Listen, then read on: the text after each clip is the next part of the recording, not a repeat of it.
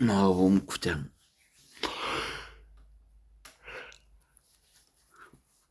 쉬운 성경입니다. 예수께서도 말씀하셨다. 내가 분명히 말한다. 지금 여기 서 있는 사람들 가운데에는 죽기 전에 하나님의 나라가 권능을 떨치며 오는 것을 볼 사람들이 있을 것이다. 그리고 엿새 뒤에 예수께서 베드로와 야고보와 요한을 데리고 높은 산에 오르셨다. 그곳에는 그들만 있었다. 그런데 그들 앞에서 예수의 모습이 달라지셨다. 그분의 옷은 새하얗고 눈부시게 빛났다. 세상에 어느 누구도 그것보다 더 희게 만들 수 없을 정도였다. 그때 엘리야와 모세가 나타나 예수와 이야기를 나누었다. 베드로가 예수께 청하였다. 선생님, 우리가 여기 있으니 참 좋습니다. 우리가 세 분을 위해 여기에 초막셋을 짓겠습니다. 하나는 선생님을 위해, 하나는 모세를 위해, 하나는 엘리야를 위해 짓겠습니다. 베드로는 무슨 말을 해야 할지 몰라서 그렇게 말하였다. 그들은 겁에 질려 있었기 때문이다. 그때 구름이 다가와 세 번을 가렸다. 그리고 구름 속에서 목소리가 들려왔다. 이는 내 사랑하는 아들이다. 너희는 그의 말을 들어라. 세 제자가 둘레를 둘러보았으나 아무도 보이지 않고 예수만이 그들과 함께 계실 뿐이었다. 산 아래로 내려오면서 예수께서 제자들에게 명령하셨다. 사람의 아들이 죽었다가 다시 살아날 때까지는 너희가 산에서 본 것을 누구에게도 말하지 말아라. 제자들은 예수께서 명하신 대로 그들이 본 것을 아무에게도 말하지 않았다. 그러나 죽었다가 다시 살아난다는 것이 무슨 뜻일까를 놓고 자기들끼리 의논하였다. 그러다가 예수께 여쭈었다. 어찌하여 율법 선생들은 메시아가 오기 전에 엘리야가 먼저 와야 한다고 말합니까? 예수께서 대답하셨다. 확실히 엘리야가 먼저 와서 모든 일을 바로잡는다. 그런데 성경에 사람의 아들이 많은 고통을 겪고 사람들에게 배척을 당하리라고 한 것은 무슨 까닭이겠느냐? 너희에게 분명히 말한다. 엘리야는 벌써 왔다. 그런데 사람들은 그에게 자기들이 하고 싶은 온갖 몹쓸 짓을 다 했다. 그를 두고 성경에 쓰인 그대로였다. 예수와 베드로와 야고보와 요한이 다른 제자들에게 돌아와 보니 많은 사람이 제자들을 둘러싸고 있었다. 율법 선생들도 와서 제자들과 말다툼을 벌이고 있었다. 사람들이 예수를 보고 반가워하며 달려와 인사를 하였다. 예수께서 제자들에게 물으셨다. 너희는 무슨 일로 그들과 다투고 있느냐? 그때 머릿속에서 한 남자가 나서며 대답하였다. 선생님, 제가 선생님께 제 아들을 데려왔습니다. 제 아들은 더러운 양이 들려 말도 제대로 못합니다.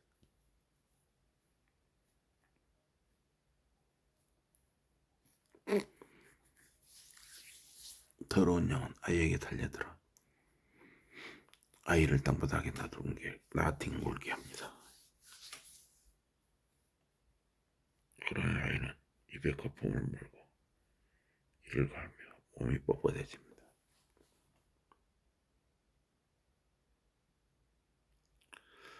그래서 선생님이 제자들에게 더러운 양을 내쫓아달라고 했으나 별 소용이 없었습니다. 예수께서 그들에게 말씀하셨다. 이 믿음이 없는 사람들아, 내가 얼마나 더 오랫동안 너희와 함께 있어야겠느냐? 네 얼마나 더 너희를 참아줘야 하겠느냐? 그 아이를 내게로 데려오느라. 제자들의 아이를 예수께 데려왔다. 더러운 영은 예수를 보자 아이에게 심한 발작을 일으키게 하였다. 아이는 입에 거품을 물고 땅에 나뒹굴었다.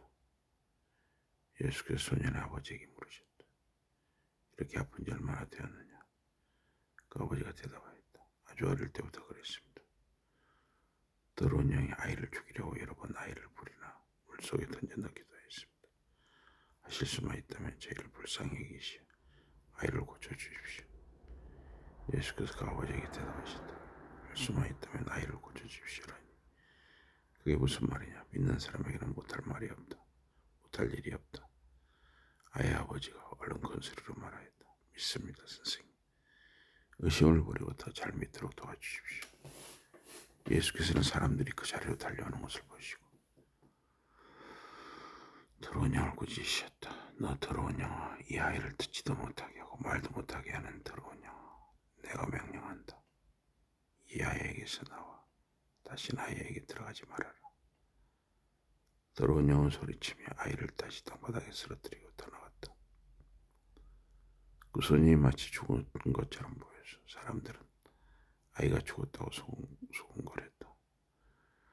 그러나 예수께서 소년의 손을 잡아 일으키시자 소년이 일어났었다. 예수께서 집 안으로 들어가시니 제자들이 가만히 예수께 여쭈었다. 어찌하여 저희는 더러운 영을 물리칠 수 없었습니까? 예수께서 대답하셨다. 이런 종류의 더러운 영은 오직 기도로만 물리칠 수 있다. 예수와 제자들이 그곳을 떠나 갈릴리 지방을 지나가게 되었다.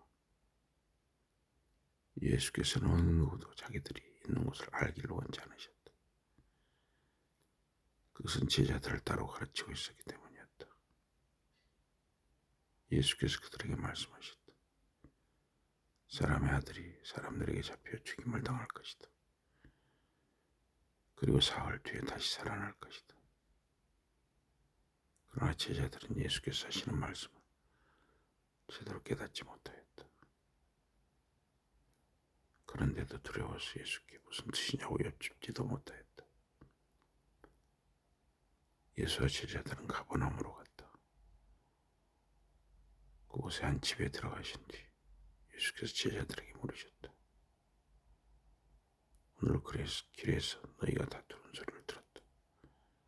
무슨 일로 그리 다투었느냐? 제자들은 아무 대답도 하지 못하였다. 그들은 자기들 가운데서 누가 가장 높은 사람인가 하는 문제로 서로 다투었기 때문이다.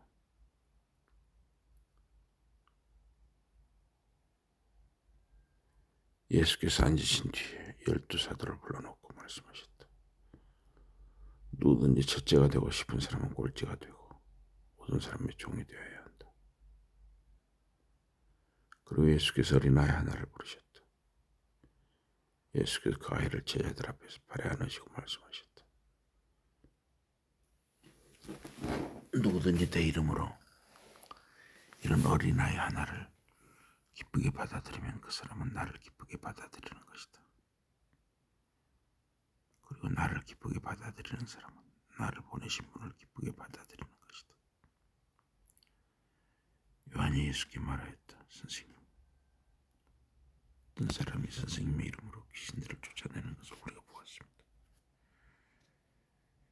그 사람이 우리 가운데 하나가 아니기에 그런 일을 하지 말라고 말렸습니다.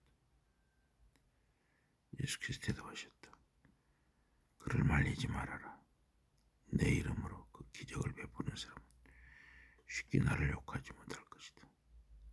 우리를 반대하지 않는 사람은 우리를 지지하는 사람이다.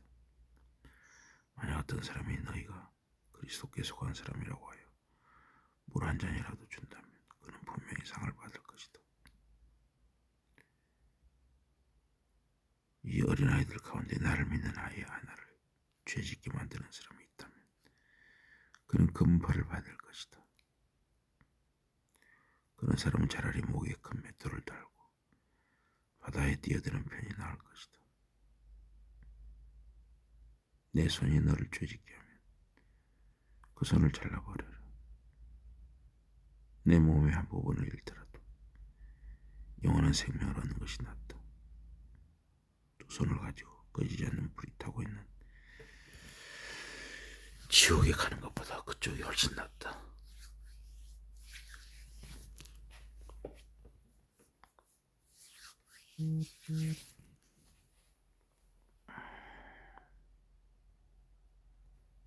발이 너를 죄짓게 하거든 그 발도 잘라버려라.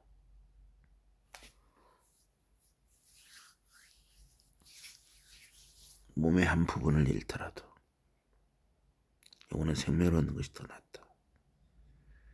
그것이 두 발을 가지고 지옥에 가는 것보다 낫다. 내 눈이 너를 죄짓게 하거든 베어버려라. 한 눈을 가지고 하나님 나라에 들어가는 것이 두 눈을 가지고 지옥에 가는 것보다 낫다. 지옥에서는 사람을 파먹는 구더기도 죽지 않고 불도 꺼지지 않는다. 온 사람이 다 소금에 절여지듯 불에 절여질 것이다. 소금은 좋은 것이다. 그러나 소금이 짠맛을 잃어버리면 어떻게 그것을 다시 짜게 만들 수 있겠느냐. 너희는 너희 가운데 소금을 이것으로 화목하게 지내어라. 마가복음 9장이었습니다.